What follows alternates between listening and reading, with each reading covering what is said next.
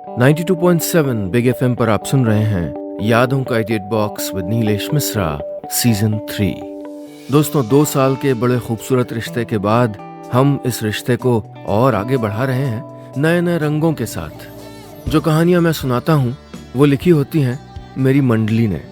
जी हाँ, एक राइटर्स की मंडली है जिसको मैं ट्रेन करता हूं, जो बम्बई और भारत के कई और हिस्सों में रहते हैं। मैं उनकी मदद करता हूं बेहतर से बेहतर कहानियां लिखने में और फिर उन्हीं कहानियों को आपके सामने पेश करता हूं। दोस्तों, आज मैं आपको सुना रहा हूं क्षितिज रॉय की कहानी लेडी पेले का लफंगा फैन। दुनिया का हर शहर इश्क में गिरफ्तार है। कोई सत्ता से इश्क करता है, कोई पैसे से और कोई अपने ताज महल से। हाँ, ये ठीक है कि हर शहर की किस्मत में ताज नहीं होता, लेकिन इश्क करने के लिए ताज नहीं, मुमताज की जरूरत होती है। और हर शहर अपनी अपनी मुमताज चुन ही लेता है। गोल्डन के शहर की किस्मत में न पैसा आया, न पावर, न ही ताजमहल। थक हार के उसके शहर मुंगेर ने हथियारों से इश्क कर लिया। यह असलहों का दयार है, यहां बुजदिली का काम क्या। शहर के बीचों बीच आजाद चौक पे हाथ में बंदूक लिए अपनी मूंछों पर ताव देते चंद्रशेखर आजाद की मूर्ति के नीचे लिखी ये लाइन यूं ही थोड़े ना थी। वो शहर जहां गोल्डन रहता, वहां फसलों के साथ साथ असलहे यानी हथियार उगाने का पुराना रिवाज था, जो नवाब मीर कासिम के ज़माने से चला आ रहा था। गंगा के रेतीले किनारे पे बसे अवैध हथियार के इस फलते फूलते बाजार ने न जाने कितने मासूमों के बचपन का कत्ल कर डाला था। उन्हीं बदकिस्मत मासूमों में से एक कहानी हमारे गोल्डन की है। वो जिसको इस खूंखार शहर ने आवारा बना तो दिया, पर अपनी तरह खूंखार नहीं बना पाया। वो 5 साल का था जब उसके अब्बा मरे थे। तब घर पे बस माँ रहीं और चारों तरफ गरीबी की गर्द। असलहों से इश्क में चूर उसके शहर ने जल्द ही उसके हाथों से किताबें और खिलौने छीन के उसे इस काली दुनिया में धकेल दिया। गंगा किनारे वाले शहर के छोरों की जबान पे छुटपन से ही दुनाली, रिवॉल्वर जैसे लफ्ज कुछ वैसे ही चस्पा थे जैसे खुशहाल शहर के बच्चों की जबान पे गेंद, बल्ला और लट्टू होते हैं। वो खेलते भी कैसे? वो तो खुद जिंदगी के हाथों खिलौने बने बैठे थे। असलहों के इस मर्दाने शहर में इंसानों से इश्क करना बुजदिली थी, खता थी। इस शहर में न ही कोई हीर थी, न ही कोई रांझा और न ही ऐसी कोई कहानी। और ये कहानी आज की कहानी भी नहीं होती अगर उस शाम जिला स्कूल के फुटबॉल ग्राउंड पे उस लड़की को गोल पे गोल दागता देख उस लफंगे गोल्डन ने इश्क करने की ये खता न की होती। 92.7 बिग एफएम पर आप सुन रहे हैं यादों का edit box with Nilesh Mishra season 3। दोस्तों, आज की कहानी में अब तक आपने सुना कि असलहों के इश्क में चूर गंगा किनारे वाले उस शहर में जहां इंसानों का इश्क करना किसी खता से कम नहीं था, गोल्डन ने एक शाम दीवार पे लटके हुए पायल से इश्क कर लिया था। वहां पायल मैदान पे गोल दागती थी और यहां उसके दिल के गोल पोस्ट पे गोल दग जाता था। अब आगे। मुंगेर सिर्फ गोल्डन का शहर नहीं था, पायल का भी था। वो जिसको फुटबॉल खेलने का नया और उसके भाई की ज़बान में कहें तो निहायती बेहया शौक चल रहा था। पायल अपने स्कूल फुटबॉल टीम की कैप्टन थी। हालांकि सलवार कमीज में लिपटी पतली दुबली पायल को देख के कोई ये नहीं कह सकता था कि ये वही पायल है जो निक्कर और एंकलेट पहन के जब मैदान पे उतरती थी तो किसी शेरनी की तरह डिफेंस लाइन को चीरती हुई गोल पे गोल दाग देती थी। अगले महीने से स्टेट अंडर 19 टीम के सिलेक्शन के लिए ट्रायल्स शुरू होने वाले थे। कोच सर की तारीफों ने पायल के भीतर स्टेट टीम से खेलने का एक ऐसा सपना बो दिया था जो वो खुली आंखों से देखने लगी थी। अरे पायल, जरा इधर सुनना। कल प्रैक्टिस के बाद कोच सर ने पायल को अलग से बुलाया था। जी सर। पायल पसीने से तरबतर उनके पास पहुंची। पायल, अगले महीने से स्टेट अंडर 19 के ट्रायल शुरू होने वाले हैं, तैयार हो ना? जम के प्रैक्टिस शुरू कर दो। वैसे मुझे पूरा भरोसा है कि इस बार स्टेट टीम की सेंटर फॉरवर्ड हमारी पायल ही होगी। चढ़ती उतरती फूलती सांसों को थामते हुए जब पायल ने ये सुना तो उसकी सारी थकान मिट गई। और हाँ, कोच सर ने थोड़ा करीब आते हुए कहा, कल से रजिस्ट्रेशन होने वाले हैं। वैसे तो फीस 1000 रुपए की है, लेकिन तुम 3000 ला के जमा कर देना। इन स्पोर्ट्स अथॉरिटी वालों को तुम जानती हो ना, बिना कुछ डकारे रोनाल्डो को भी ना रखें अपनी टीम में ये। और फिर तुम तो पायल हो, और फिर बेटी कुछ हमारी भी तो गुरु दक्षिणा बनती है ना, है कि नहीं? जल्दी भर देना है। फिर रमेश टेलर की सबसे छोटी बेटी पायल ने यह सुना और सुनते ही उसका सारा नशा हवा हो गया। अभी पिछले महीने उसके पिता ने बड़े भैया को पढ़ने के लिए पैसे भेजे थे, और फिर बड़ी दीदी की शादी भी तो होनी है इस साल। ऐसे में 3000 रुपए, और वो भी फुटबॉल खेलने के लिए। पायल चुपचाप नीचे बैठ के अपने बूट के फीते खोलती रही। ठीक है ना पायल, बोलो। कोच सर को सब दिख रहा था, उन्हें सब समझ में आ रहा था, लेकिन वो लाचार थे अपनी आदतों से, अपने दस्तूरों से। पायल बस चुपचाप से मुस्कुरा के रह गई। बोलती भी क्या, ख्वाबों का कत्ल अक्सर सन्नाटों के बीच ही होता है। 92.7 बिग एफएम पर आप सुन रहे हैं यादों का edit box with Nilesh Mishra, season 3। दोस्तों, आज की कहानी में अब तक आपने सुना कि गोल्डन ने पायल से इश्क कर लिया और पायल ने अपने सपने से।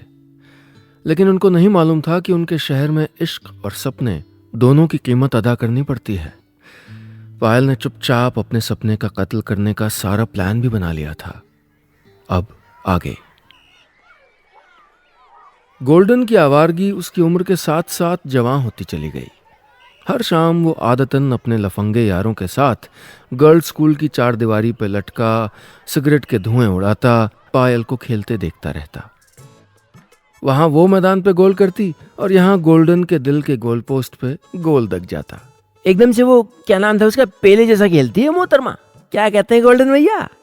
बगल में बैठे अकरम ने गोल्डन को कोहनी मारी। और लेडी पेड़े है, लेडी पेड़े। और देखी तो कैसे बिजली के माफिक छका के गोल मार रही है। ये लीजिए, एक और गोल कर दी। मतलब क्या कहें, गजब के प्लेयर है। सज्जाद भी कहाँ पीछे रहने वाला था। वो सब तो ठीक है भैया, लेकिन ये पेले कौन है? बेचारे उस्मान ने परेशान निगाहों से पूछा। अबे अकल के दुश्मन, पेले को नहीं जानते हो? अरे अमेरिका साइड का प्लेयर है, सज्जाद ने कहा। गोल्डन के इर्द गिर्द सब बोल रहे थे, बस वो ही चुप था। इश्क में इंसान की अक्सर बोलती बंद हो जाती है। खेल खत्म हो गया था। पायल अपनी दोस्त के साथ वापस लौट रही थी। पसीने से तरबतर चेहरा, चेहरे पे चस्पा भीगी लटें और बेफिक्र हंसी। एक नजर में इश्क करने के लिए इससे डेडली कॉम्बो कहाँ हो सकता है। बस अब और नहीं, दिल के मामलों में सब्र करने से बड़ा गुनाह कुछ नहीं हो सकता, गोल्डन ने सोच लिया था। शाम थी कि गहरा रही थी। गोल्डन था कि अपने दिल के हाथों मजबूर था, और पायल थी कि चुपचाप गलियों को लांघती आगे बढ़ी जा रही थी। तभी गोल्डन ने सामने से आके उसका रास्ता रोक लिया।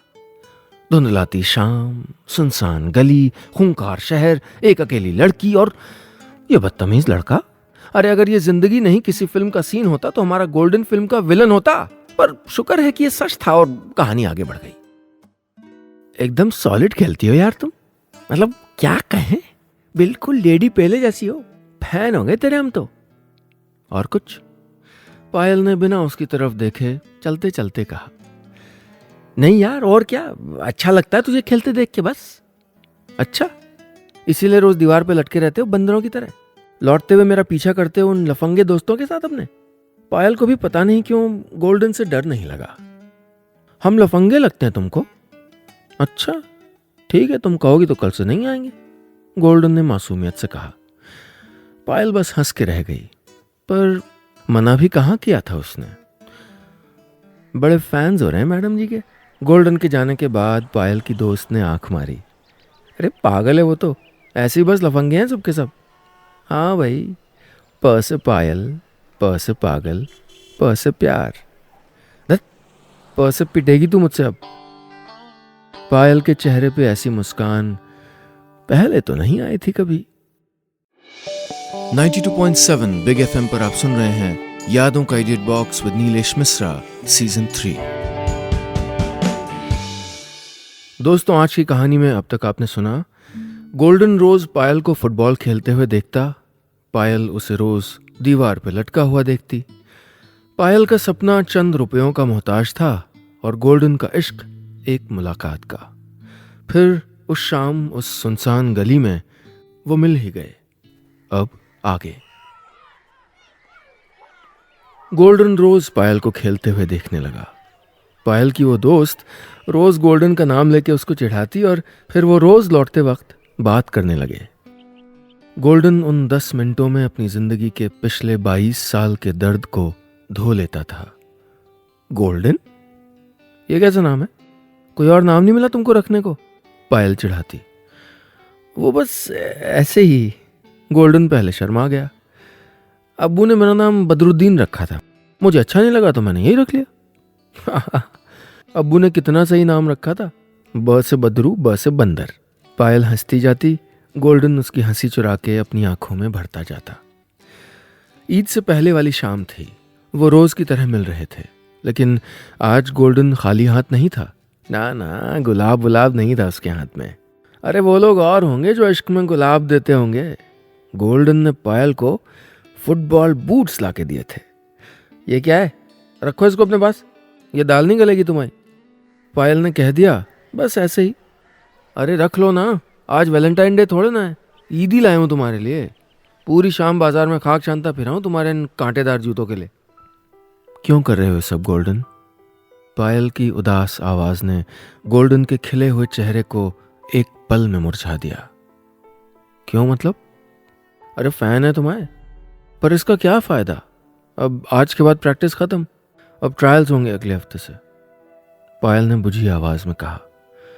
अरे खत्म? ऐसे कैसे खत्म? तुम नहीं खेलोगे अब क्या? गोल्डन के सवाल अब बदहवास हो चले थे। फिर पायल ने उसको सब बता दिया। पर ये तो गलत है ना, हमारी लेडी पहले और पैसों के चलते ना खेले। अरे ये तो पोएम हो गया, गोल्डन ने खोखली सी हंसी हंसते हुए कहा। गलत सही से क्या होगा गोल्डन, पापा जी नहीं मानेंगे और उनके हालात देखने के बाद मैं खुद ही कभी नहीं बोल पाऊंगी उनसे। मतलब तुमको खेलते हुए नहीं देख पाएंगे हम अब? शायद नहीं। फिर गोल्डन चुप हो गया। उसे ख्वाबों को टूटते हुए देखने की आदत थी। पायल मुड़ी और जाने लगी। फिर मिलोगी ना पायल? ये सवाल गोल्डन के दिल तक आया तो जरूर था, लेकिन उसकी जबान पे नहीं आ पाया। पता नहीं क्यों वो पायल से ये पूछ ही नहीं सका। फिर पायल अचानक से पीछे मुड़ गई और उसके पास चली आई, मानो इस अनकहे सवाल का जवाब देने आई हो। ईदी के लिए शुक्रिया, और हाँ, ईद मुबारक, ये कह के उसने अपना हाथ आगे बढ़ा दिया। वो जरूर गले मिलते, लेकिन दोनों में से किसी ने कहा ही नहीं।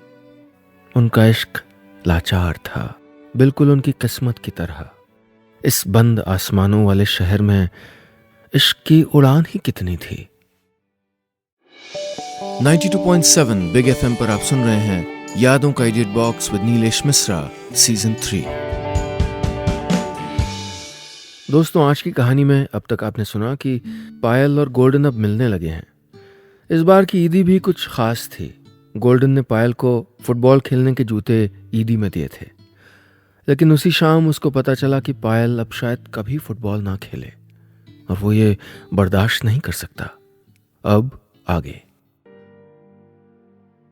ईद से पहले वाली उस शाम जब गोल्डन की हथेलियों ने पहली बार पायल को छुआ, तो वो छुअन हथेलियों से होते हुए उसके दिल तक जा पहुंची थी। वो इस एहसास को जी पाता, इससे पहले उसको एहसास हुआ कि वो कल से पायल को खेलता हुआ नहीं देख पाएगा। यह एहसास जानलेवा था। उसने कुछ नहीं सोचा, सीधा चलता गया और जा पहुंचा पोद्दार सेठ के पास। पोद्दार सेठ अवैध हथियारों की 5 फैक्ट्रियों के मालिक थे, गोल्डन के भी। महज 2 से 3 हजार रुपयों की लागत में बने देसी पिस्तौल की कीमत पंजाब और यूपी पहुंचते ही 20 से 30 हजार हो जाती थी। इस धंधे में मुनाफा ही मुनाफा था।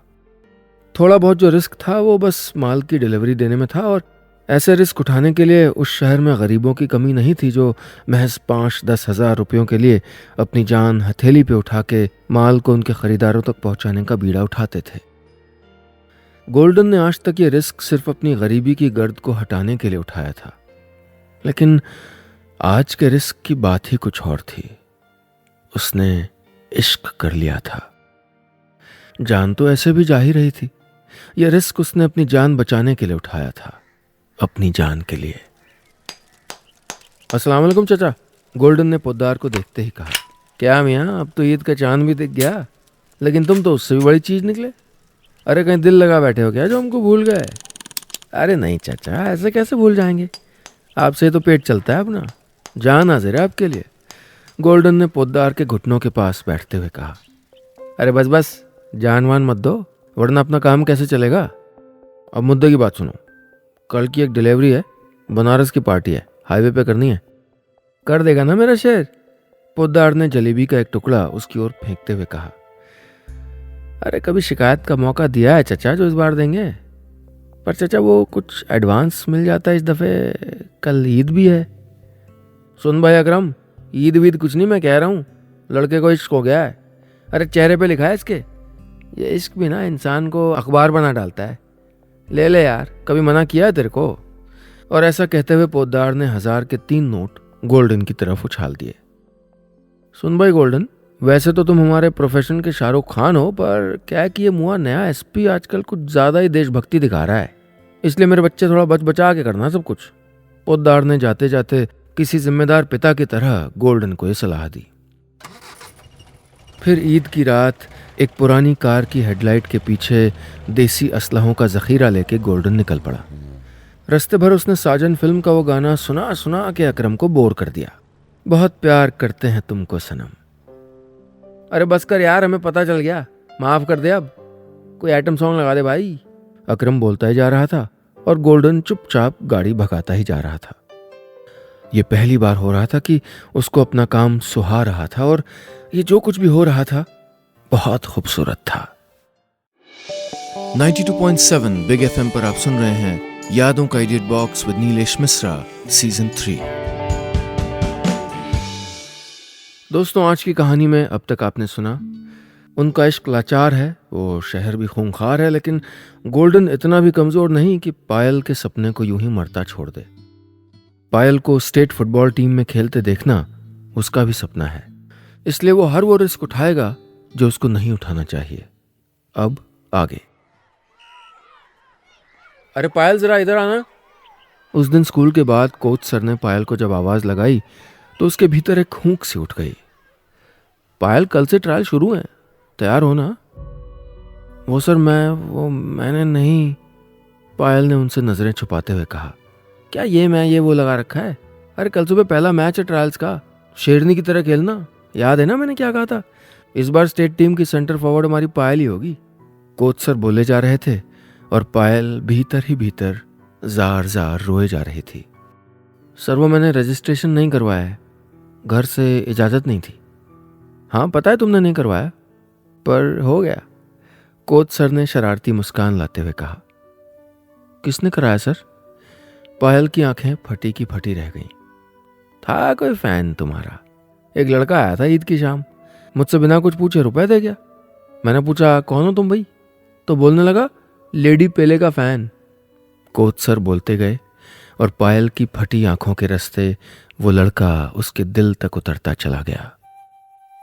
वो आवारा था, लफंगा भी होगा, लेकिन अभी इस वक्त पायल के लिए वो क्या था ये बस पायल ही जानती थी। सुन पायल, अब तो तुझे सिलेक्ट होना ही होगा, मेरे लिए नहीं तो तेरे उस फैन के लिए। और हाँ, ये ले, ये भी दिया था उसने मुझको तुझे देने के लिए। ये कहते हुए चेहरे पे एक शरारती मुस्कान लपेटे हुए कोच सर ने पायल के हाथ में एक लिफाफा दिया। पायल शर्मा के रह गई, और करती भी क्या। अगली सुबह फाइनल ट्रायल मैच था। पायल मैदान पे गोल्डन के दिए हुए बूट पहने खड़ी थी। उसकी आंखें रह रह के सामने वाली दीवार की तरफ चली जाती जहां उसका लफंगा फैन उसको खेलता देखने के लिए लटका रहता था। सीटी बजी और खेल शुरू हो गया। फिर 10 मिनट बीते, फिर हाफ टाइम हो गया। पायल ने आदतन 2 गोल दाग दिए। एक अपने लिए, एक गोल्डन के नाम का। पर आज उस दीवार पे कोई लटका हुआ नहीं था। आज उसका फैन नहीं आया। मैच खत्म हो गया। पायल ने गिन के 4 गोल दाग दिए थे। उसके साथी खिलाड़ियों ने उसको गले से लगा लिया। अरे पक्का तेरा सिलेक्शन अब तो पायल। क्या खेली हो बाय गॉड। तुम्हारा फैन सही कहता था, लेडी पेले हो तुम, लेडी पेले, कोच सर ने पायल से कहा। पायल की निगाहें अब भी गोल्डन को ढूंढ रही थीं। वो नहीं आया। क्यों नहीं आया? पायल चुपचाप पसीने से तरबतर खड़ी खड़ी सोचती रही। उसे कभी अपने फैन पे गुस्सा आता, कभी प्यार। गोल्डन को गायब हुए अब 1 हफ्ता हो चला था। पायल हर शाम प्रैक्टिस करके जब वापस लौटती तो सूनी गली के उस अंधेरे मोड़ पे उसको गोल्डन याद आ जाता। कल के अखबार में खेल के पेज पे उसके सिलेक्शन की खबर थी। सब खुश थे, पायल बेचैन थी। ऐसे जाता है कोई? मिलने तो गोल्डन को आपकी, नोच नहीं लिया उसको तो मेरा नाम पायल नहीं।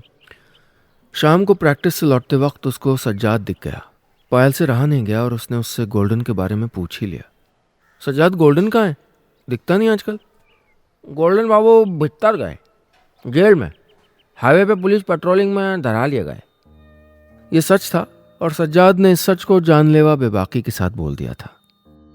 अरे कितना मना किए थे हम भैया को, नया एसपी आया है मत जाइए, पर नहीं, हम तो शाहरुख खान बनेंगे। लो हो गया सत्यानाश। सज्जाद बोलता चला गया और पायल उसको बोलता छोड़ दौड़ के अपने कमरे में आ गई। और तब उसने 50वीं बार गोल्डन के खत को पढ़ा। इस बार वो खत पढ़ते हुए फूट फूट के रो रही थी। गोल्डन ने लिखा था, डियर लेडी पेले, जब से तुमको देखा है हर रात एक लव लेटर लिखता था तेरे नाम और फिर फाड़ देता था। पता था मेरा इश्क भी बिल्कुल शाहरुख खान की फिल्मों के जैसा है और तुम बिल्कुल सिमरन की जैसी। तुमको बस चाह सकता हूं, पा नहीं सकता। खैर, इस बार जो लिख रहा हूं वो कोई लव लेटर नहीं है, इसलिए बड़ी हिम्मत करके तेरे इस खूसट कोच के हाथों भिजवा रहा हूं। तुम जब खेलती हो ना यार, अल्लाह कसम मेरे दिल की धड़कन बढ़ जाती है और कान खुद ब खुद गर्म उठते हैं। तुमको हर शाम खेलते देखना मेरे लिए सुबह की अजान से कम नहीं है। तुम अच्छी लगती हो बेहद, और यह भी पता है कि तुम कभी नहीं मिलोगी। सब पता है और सब कुछ बर्दाश्त भी कर लेंगे हम, क्योंकि बचपन से बर्दाश्त ही तो करते आए सब कुछ। पर तुमको खेलते ना देख पाना नहीं बर्दाश्त कर पाएंगे हम, क्योंकि ये हमारी जिंदगी का वो पल है जब हमारा दिल धड़कता है, जब हम जी जाते हैं। कभी सोचना भी मत कि हमने तुम पे कोई एहसान किया, और सच कहें तो एहसान तुमने किया इस लफंगे पे। हमसे बात करके, हमारे साथ हंस बोल के, हमारी ईदी कबूल करके, हमसे हाथ मिला के। और अब जब इतना एहसान कर ही दिया है तो बस एक एहसान और कर दो, और वो ये कि हमारे ईदी वाले बूट पहन के ये आखिरी जंग जीत जाओ। एक गोल हमारे नाम का भी दाग जाओ। इंशाल्लाह सब कुछ ठीक रहा तो उसी दीवार पे लटक के तुमको गोल पे गोल दागता देखने हम जरूर आएंगे। वैसे एक बात बोलें, बुरा नहीं मानोगी ना? तुम पसीने में भीगी जब गोल करके हवा में उछलती हो ना, माँ कसम लाजवाब दिखती हो। अच्छा सॉरी, अब और मजाक नहीं करेंगे, बस जीत जाना प्लीज। तुम्हारा लफंगा फैन गोल्डन उर्फ बदरू। बस इतनी सी थी ये कहानी।